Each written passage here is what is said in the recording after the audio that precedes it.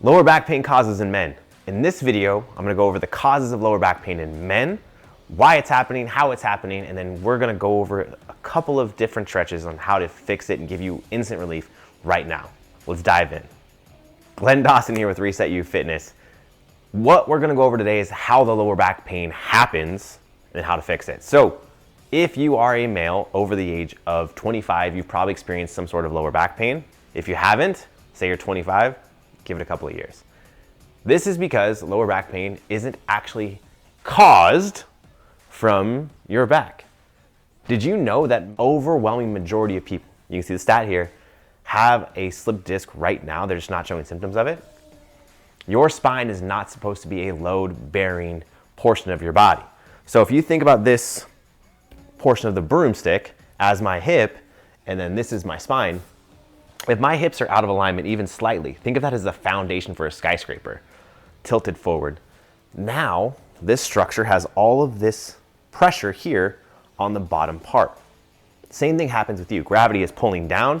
If you have even a slight amount of pressure and your hips are out of alignment, it's gonna cause a lot of pressure here on your lower back. On top of that, you have these large muscles, your glutes, your hamstrings. They're supposed to hold and create stability for your hips as you move. When those hips are out of alignment, those muscles aren't firing the way they should. These little baby muscles called your lower erectors alongside of your spine are supposed to do all the work, but they're weaker than your biceps. So imagine you got these big muscles here that are supposed to carry the load, and they're very strong. Like imagine how much you can squat versus how much you can bicep curl. And they're supposed to carry the load, but you got these weaker muscles carrying the load. Well, then it makes no sense for these muscles to hold on very long. They're going to drop the weight. They're not very strong. So the first thing that you want to do is assess what your working environment is. If you sit at a desk all day, you're most likely sitting in a spot where your hips are pushed backwards or tilted down and forward, and you have really, really, really tight hip flexors. Or let's say you have a job where you're twisting and moving a lot, and those hips are consistently out of alignment because of the muscular imbalances. Whatever it is, we have an assessment for you. All you have to do is look below. There's a link where you can get your own free broomstick squat test and figure out exactly what the cause of your lower back pain is. If you want to skip that test, here's 3 stretches that most people should do to get rid of their lower back pain and balance out your hips. So the first movement we're going to do is a simple hip flexor lunge stretch. This is for somebody who sits at a desk all day typing, or whatever you would do at a desk. Maybe your job is underwater basket weaving and you're at your desk doing that. The first thing we're going to do is we have to loosen up the hips. So if you're tight here in the front of your hips, it's going to tilt your pelvis down and forward. It's called an anterior pelvic tilt. It's going to create pressure on your lower back. What we want to do is get into a 90-degree angle with both legs, squeeze this back glute, turn on your abs. If you don't know how to turn on your abs, act like you're taking a poop. Now they're turned on. Arms above your head, and you're gonna lean forward into this stretch, keeping your spine straight. Do not lean back like this, like you're in some yoga class. You have lower back pain, and that's gonna put strain on your lower back. We don't wanna do that. Keep everything tight, in alignment, lean forward, and you should feel a nice stretch here. Now, after about 30 seconds, I want you to rotate over the front leg, just like so. Hold it for another. Now, move on to our second exercise. The next one we have to do is the glute / hip capsule. So if you have sciatic pain, or there's a lot of different ways you can have lower back pain. But if you're dealing with that sciatic pain, it's usually from an impingement in a nerve around your hip capsule and your glute. So what we're gonna do, the first movement is just bring your knee to your chest. Now, if you can do this pain-free and it doesn't create a stretch for you, then I want you to move to the next portion, which would be twist it here for a figure 4 or a cross-legged glute stretch. Reach through and hold.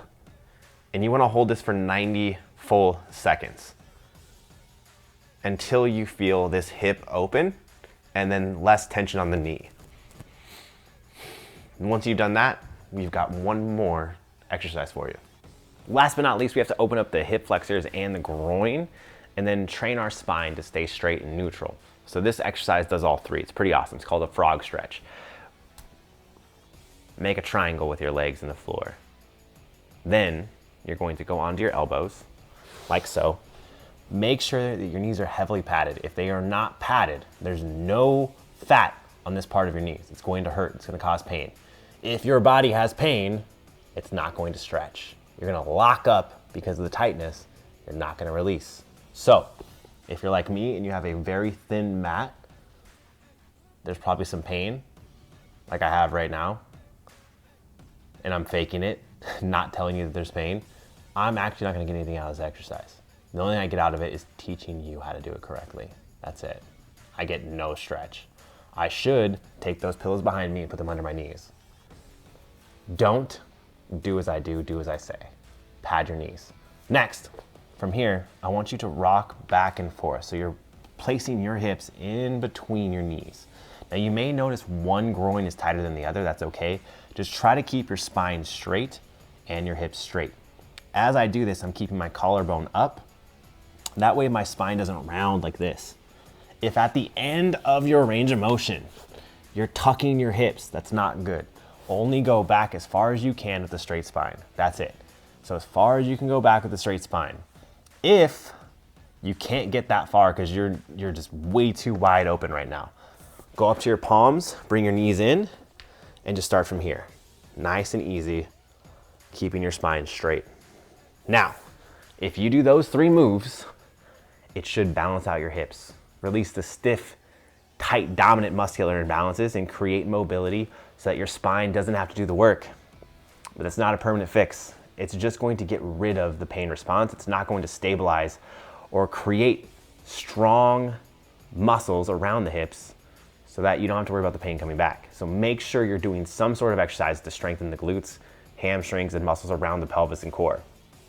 And if you haven't already done so, the only thing that I can possibly imagine that would help you more than this video is subscribing so that you can see the next one, where we actually teach you how to do what I just said and strengthen the muscles around your core and your glutes so that the pain doesn't come back. So subscribe so you don't miss out on our next video. See ya.